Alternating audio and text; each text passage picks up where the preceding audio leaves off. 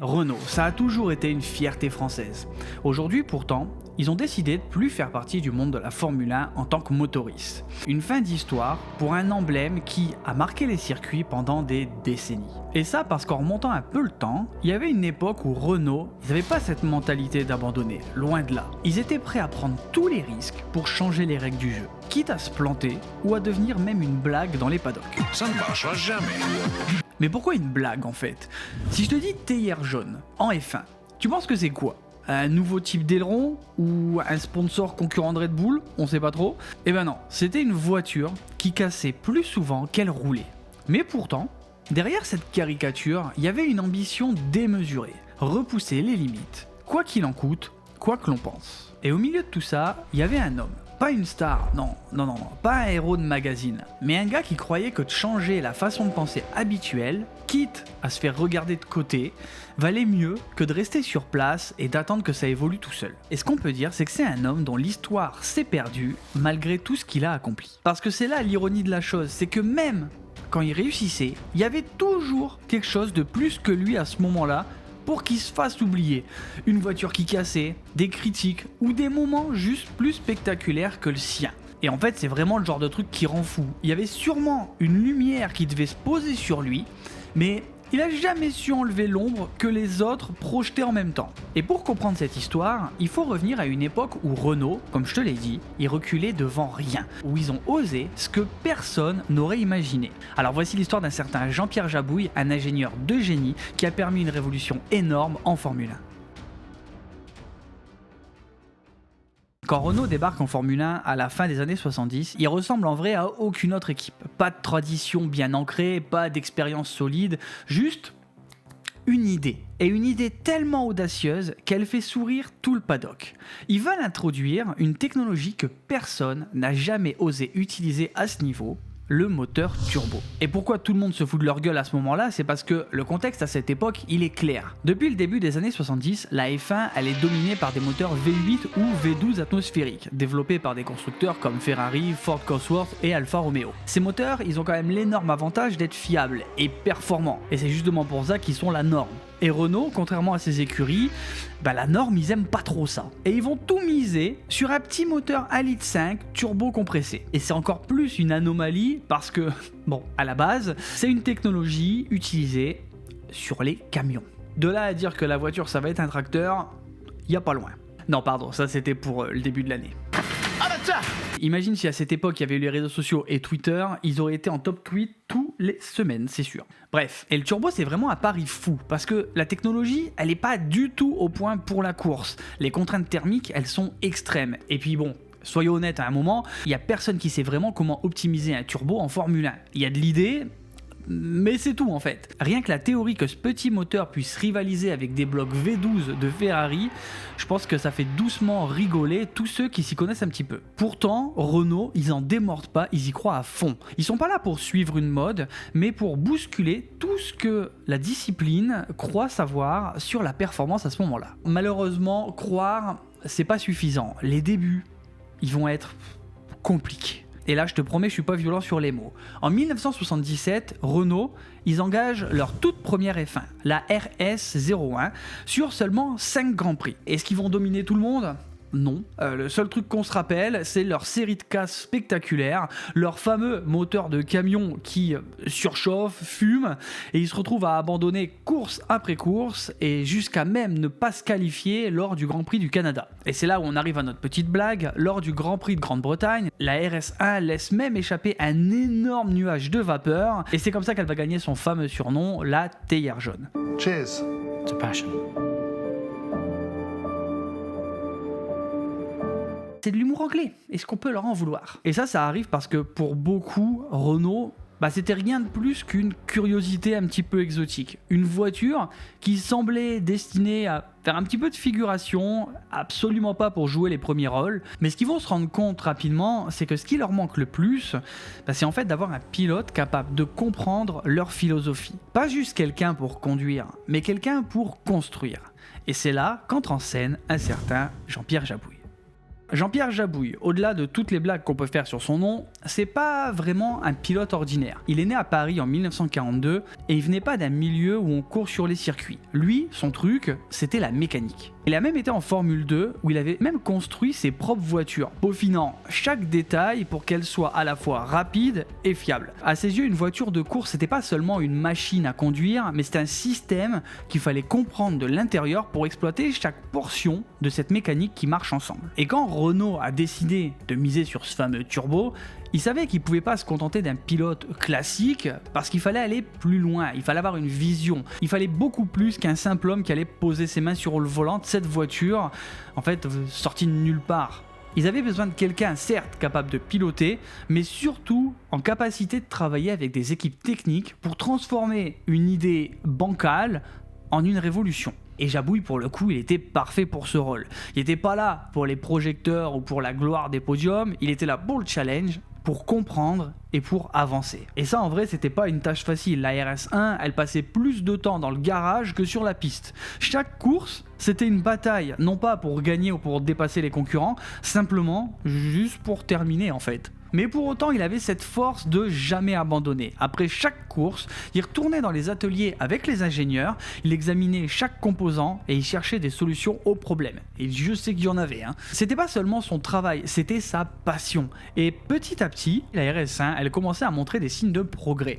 Pas encore la révolution qu'on attendait, mais une promesse. C'était un combat permanent contre un moteur capricieux, un turbo instable, mal optimisé et des abandons qui semblaient au final inévitables à chaque fois. Et dans les paddocks, tout le monde voyait Renault comme une espèce d'équipe à part qui osait ce que personne n'aurait imaginé. C'est un peu des enfants à qui on donne des jouets, ils essayent des trucs, ils s'imaginent, ils font des petits scénarios, mais ils sont pas encore prêts à jouer dans la cour des grands. Mais pourtant, pour Jabouille, c'était bien plus qu'une simple cour de récré. Il voyait vraiment le potentiel du moteur, une technologie qui, entre de bonnes mains et avec le temps nécessaire d'optimisation, pourrait tout changer. Et ça nous amène en 1978. Malgré une saison qui est encore marquée par des abandons, Jabouille et Renault, ils commencent à avoir des signes encourageants. La RS1, c'est plus seulement une blague, enfin pas totalement, et ça va amener Jabouille au Grand Prix d'Autriche à se qualifier en 3e position. Sur la grille, il se retrouve donc entouré de Ferrari et de Lotus, les géants de la discipline à cette époque. Et grâce à ça, ce jour-là, Renault, avec son turbo, a montré qu'il pouvait être rapide, et même très rapide. Mais comme à leur habitude, la fiabilité, ça va rester leur tendon d'Achille. La voiture ne terminera pas la course suite à une casse. Leur chef mécano Jean-Claude Guénard va même citer « Le moteur, il était si long à faire démarrer qu'il fallait débarquer 3 heures avant sur le circuit. Et enfin, quand il se décidait, tout dans un périmètre de 5 mètres était maculé d'huile. » L'écologie à cette époque-là, on n'en était pas tout à fait au même point. Et pour Jabouille, encore une fois, c'est pas un échec, c'est une preuve que ça peut marcher et que le projet, c'est pas un rêve insensé, mais une idée peut-être en avance sur son temps. Et ça, c'est tout juste suffisant pour nourrir son obsession. Il va redoubler d'efforts, plus de tests, plus d'essais et plus de discussions avec les ingénieurs. Il sait qu'ils sont plus très loin, il voit la lumière au bout du chemin, même si elle est encore toute petite. Parce que pour lui, cette voiture, un jour, elle finira par passer la ligne d'arrivée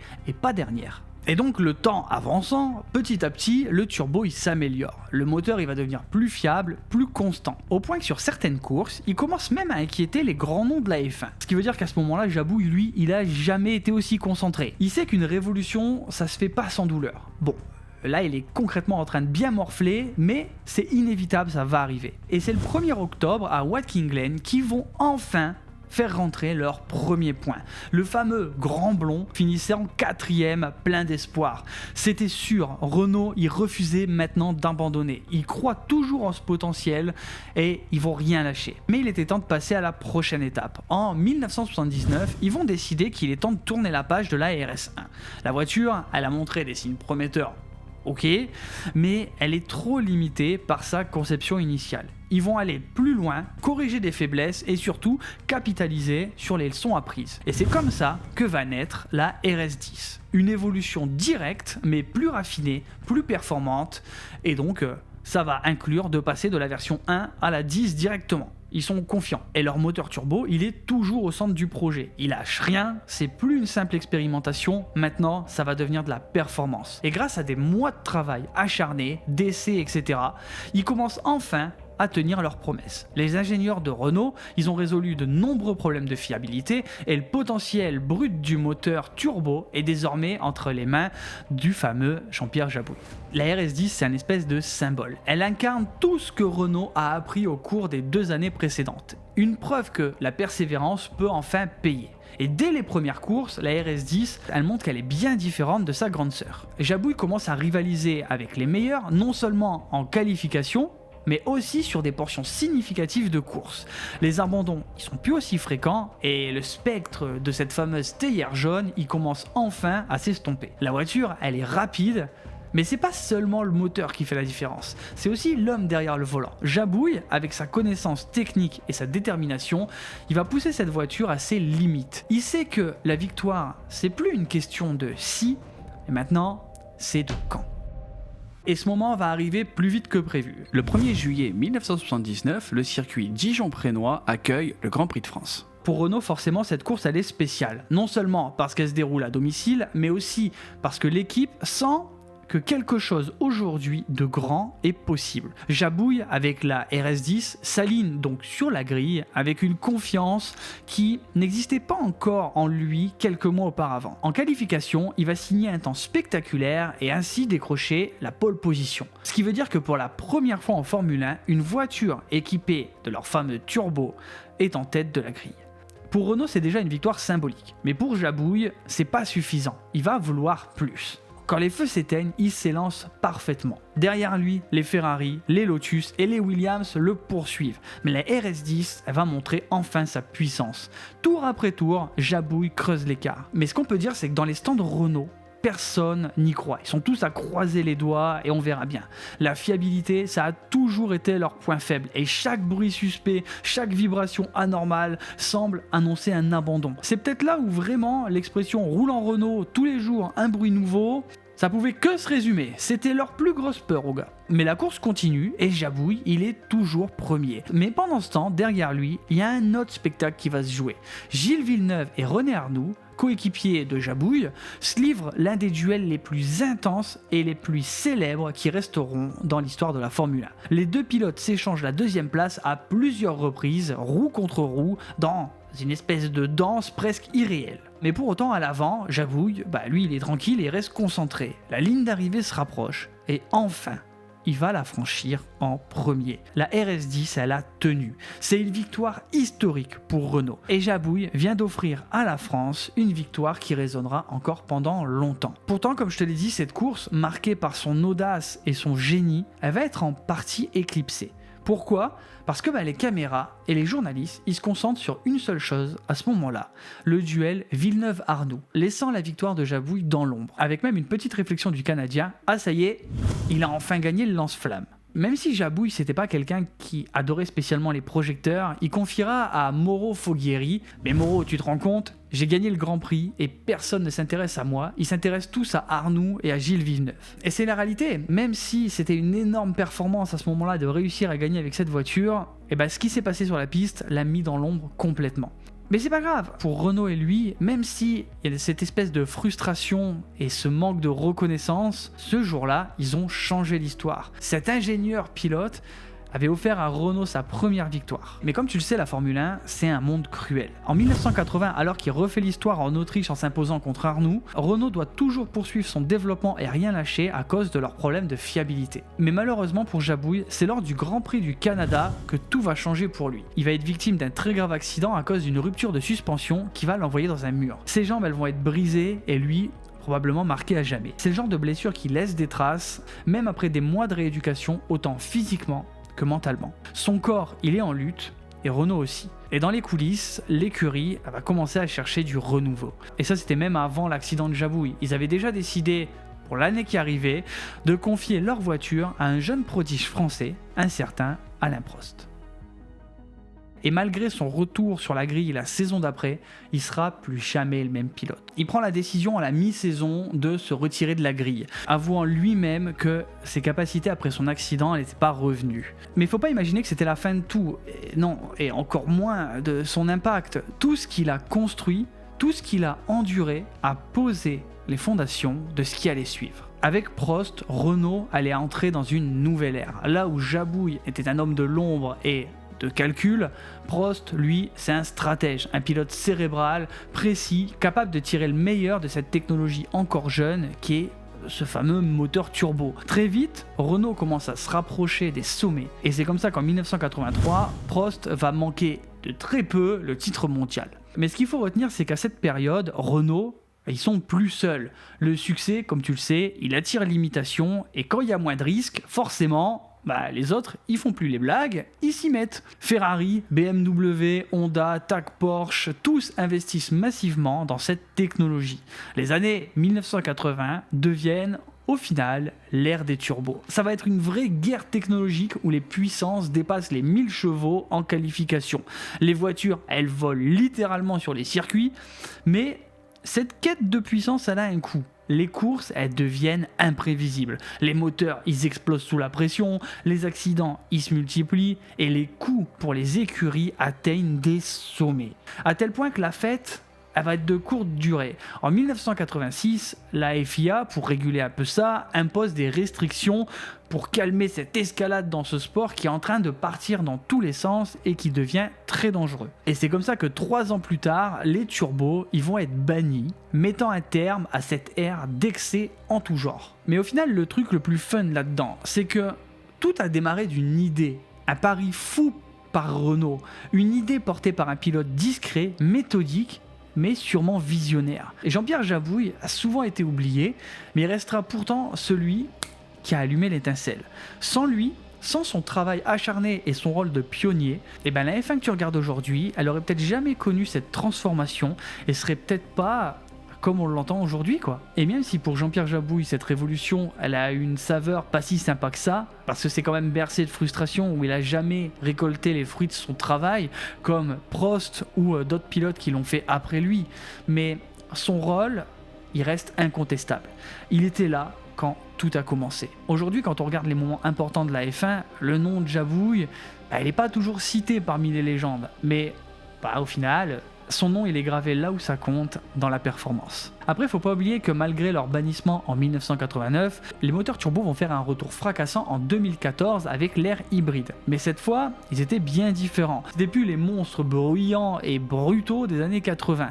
Les moteurs hybrides actuels, ils sont plus petits, plus silencieux et infiniment plus complexes. Associés à des systèmes électriques et de la récupération d'énergie, ils représentent une nouvelle révolution axée non seulement sur la performance brute, mais sur l'efficacité énergétique. Pourtant, la différence, elle est frappante. Là où les turbos des années 80, ils étaient synonymes de puissance incontrôlable, ceux d'aujourd'hui, c'est des chefs-d'œuvre de précision et d'ingénierie. Et ça incarne vraiment l'évolution de la F1, toujours à la pointe, toujours en mouvement, mais avec une vision tourné vers l'avenir. Le turbo, qu'il s'agisse des années 80 ou de la F1 moderne, il symbolise tout ce que représente ce sport, le courage d'innover, d'échouer et de recommencer.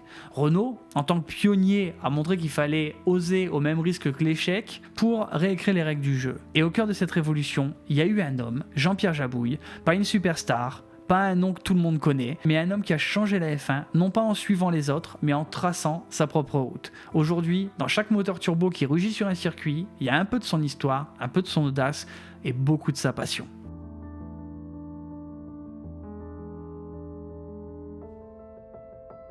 Voilà, j'espère que cette petite plongée dans l'histoire de la F1 et d'un petit Français qui a compté dans l'histoire vous a plu. N'hésitez pas à liker, à commenter, à vous abonner. Vous pouvez aussi regarder cette dernière vidéo pour rester un petit peu avec moi. Faites-moi exploser les stats de cette chaîne. Et puis voilà, à la prochaine. Ciao, ciao.